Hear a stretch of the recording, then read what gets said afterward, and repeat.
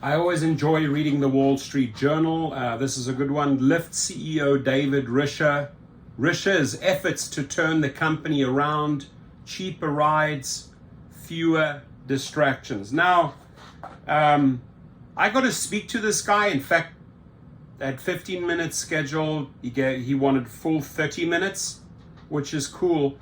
And when you initially meet him, he comes across as a very soft and gentle guy, smiling, and you think, give the guy a chance. And I think I bought in to the whole new David Risher more than I should have, right? And I'm the first one to admit when I make a mistake. I made a mistake trusting this guy too much. I made a mistake putting too much faith into him, right?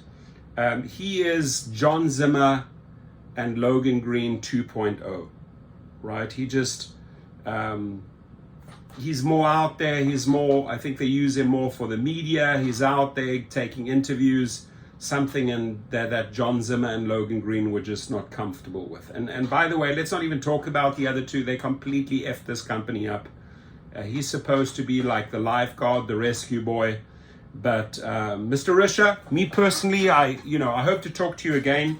I have no problem telling you to your face that you've disappointed me in those first 100+ days, right? Because there was a lot of fluff, a lot of promises made. You made big promises to the drivers as well, and I feel like he just has not delivered on most of those promises, right? So the new boss considers options for bike fleet, including a sale of the division or partnership with an investor. So their stock slowly climbing up, not much. I think it's got from 9 to 11. Hasn't done anything dramatic to that stock. I think they were hoping that to be much higher by now. He didn't accomplish that, so he's not in for his big mega bonuses yet. I think he stands to make up to $900 million if he can get that stock price up. And what I said to Mr. Risher is, we can help you get that stock price up, right? But don't go on a solo mission. You are going to crash and burn and end up just like those first two, right? Because I firmly believe, ladies and gentlemen, we yield the power. We are the masses when it comes to Lyft in the United States and Canada. We call the shots, at least if we want to organize strikes at airports or boycotts or protests and shut things down. We certainly know how to use social media, at least I do, and we keep on exposing the corruption, the unwillingness of these companies to better the lives of drivers, and we continue to hold them accountable in social media circles. So Lyft is exploring strategic alternatives for its bikes division, the latest in a series of moves by its new chief executive to turn around the struggling company, emphasis on struggling. The company is looking to sell its fleet or forge a partnership with an investor that infuses cash into the division. They need money, right? That's what that's about.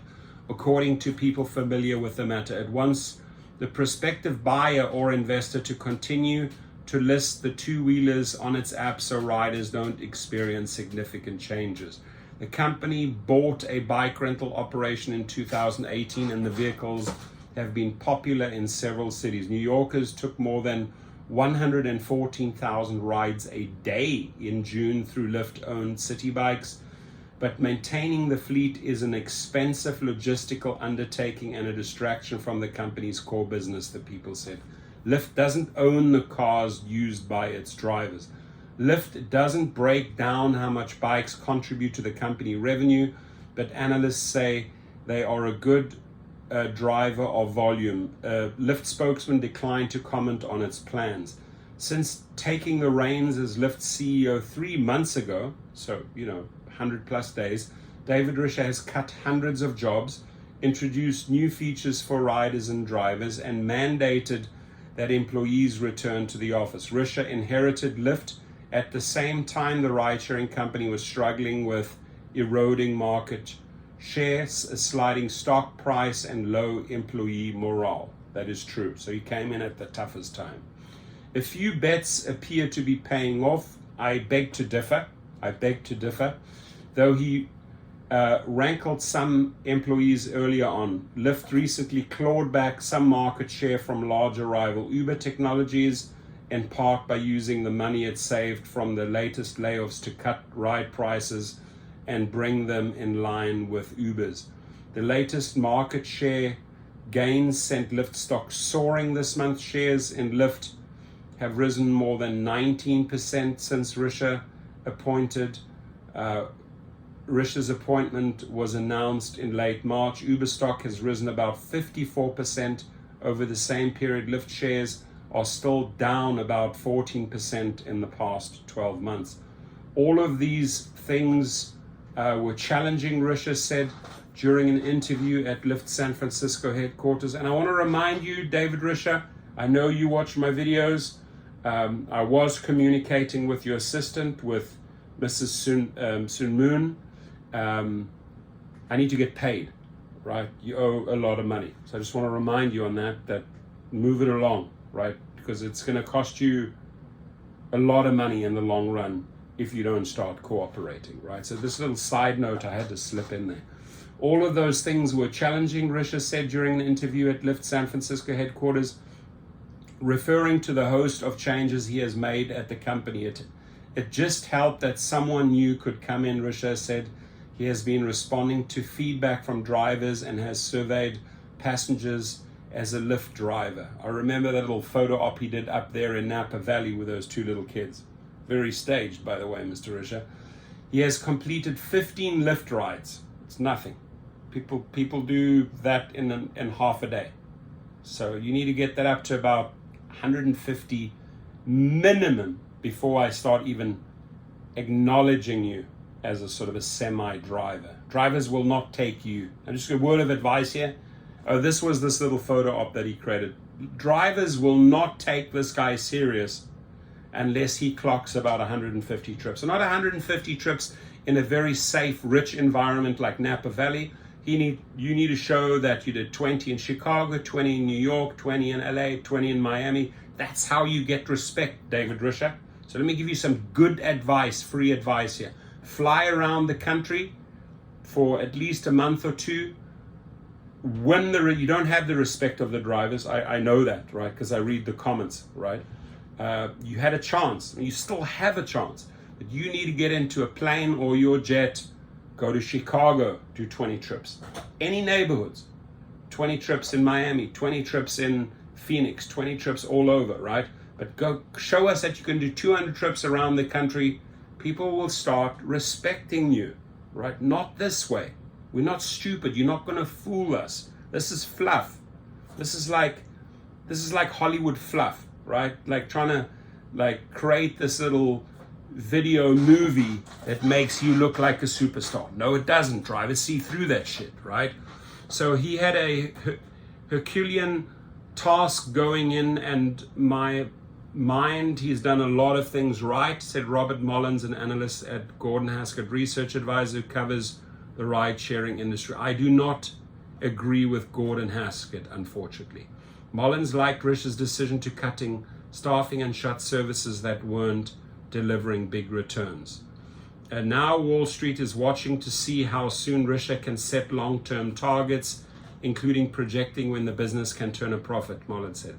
Right now it's a black box, so investors are saying we're not ready to invest in this yet, right? And drivers are not ready to get your trust yet. You have to earn it.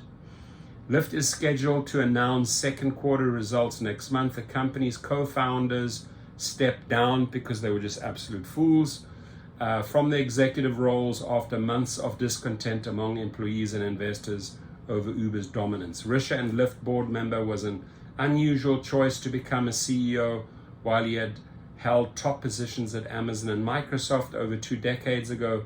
He most recently was leading a non-profit that makes ebooks available to school children. So that I did touch on in our conversation. There I do have a lot of Common Ground, I've done a lot of campaigns for kids and kids books worldwide. I like that part of him. Doesn't really fit in here. Risher said his non-profit stint taught him how to make better use of fewer resources and center organizations around purpose. He wants Lyft employees to feel as if they are doing their part by helping bridge barriers to transportation. You want to feel like this team is actually making a difference in the world. Risher's approach has received mixed reviews amongst employees. It has definitely not received great reviews by the Rideshare professor, I can tell you that, right? And we do command a big audience here. We're one of the top 5 players in the industry. This channel, we reach a lot of people, and what a lot of drivers or a lot of subscribers don't know, I have 8 channels. So collectively, I actually have over 200,000 subscribers, right? This channel happens to have close to 70,000, but collectively, I have about 200,000 employees, I wish I did, subscribers in 8 channels. In late April, after firing more than 1,000 people during his second week as CEO, Risher told staffers at a town hall that he was reversing the company's remote work policy, eliminating raises this year and cutting stock-based compensation, according to attendees. When one employee asked why people should return to the office, Risher responded by saying, "For the snacks in the office," employees said.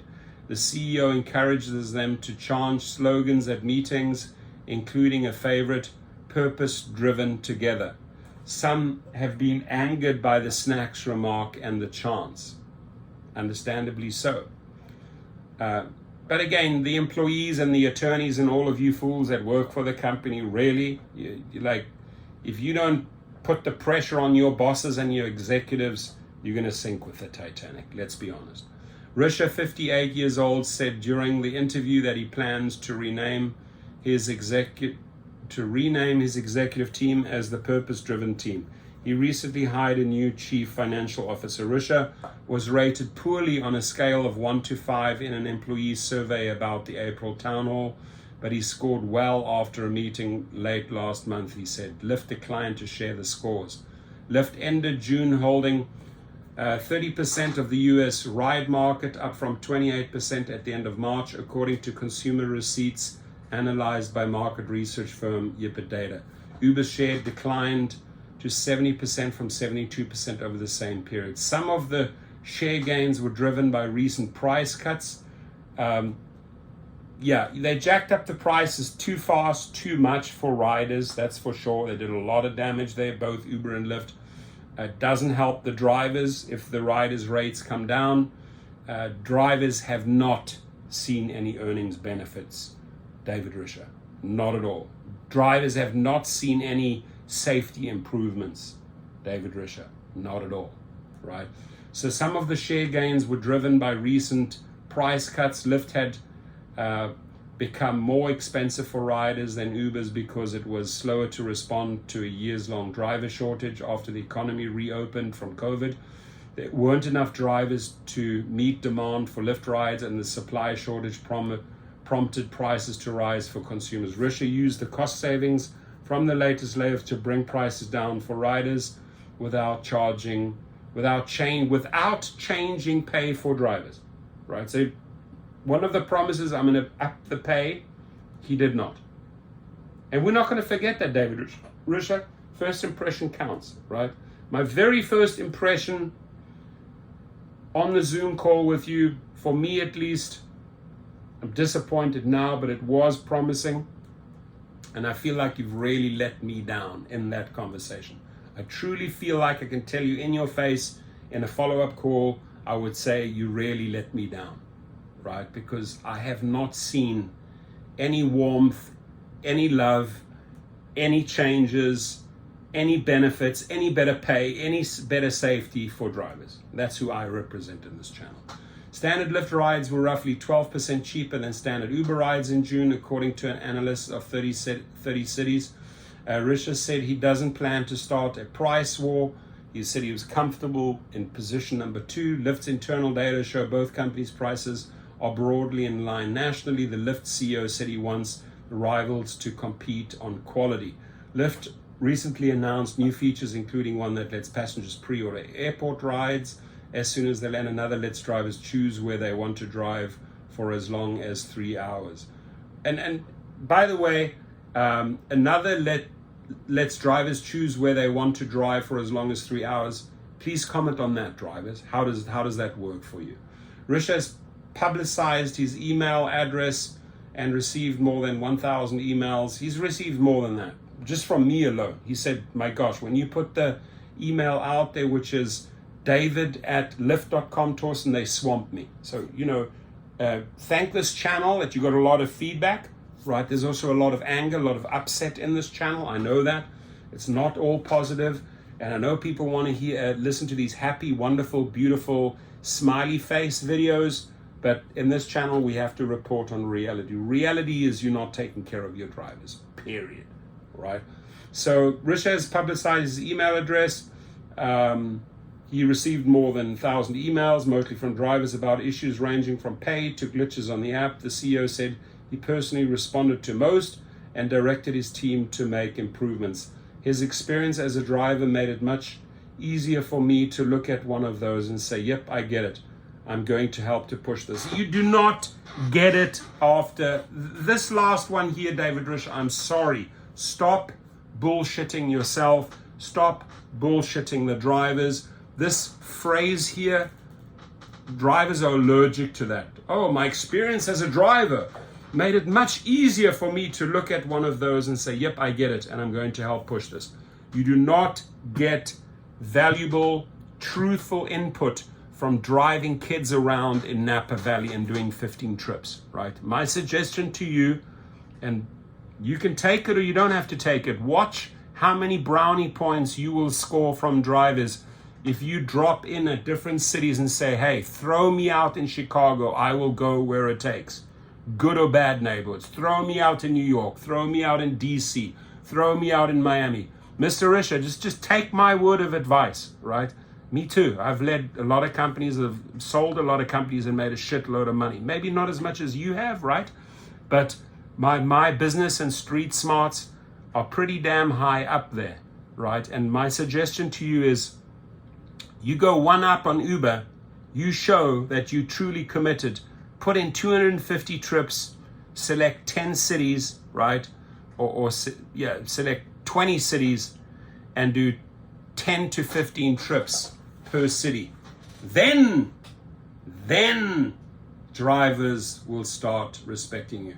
Pratika Rana, thank you. Emily Glazer, thank you for an amazing piece. We appreciate you. We appreciate any of these editors and writers when they actually report about us, because it gives us an opportunity to report and grow. And smiley face, I see him in every single picture and every single TV interview. He's got that same little smile going. David Risher, you almost had me fooled. You almost had me fooled after those 30 minutes. Dude, you have a lot of work to do, right? I know you're focusing a lot on riders. I know you're changing the prices, but the people that are bringing in the wheelbarrows of cash, Mr. Risher, us, the drivers, you haven't taken care of us yet. Have a good day.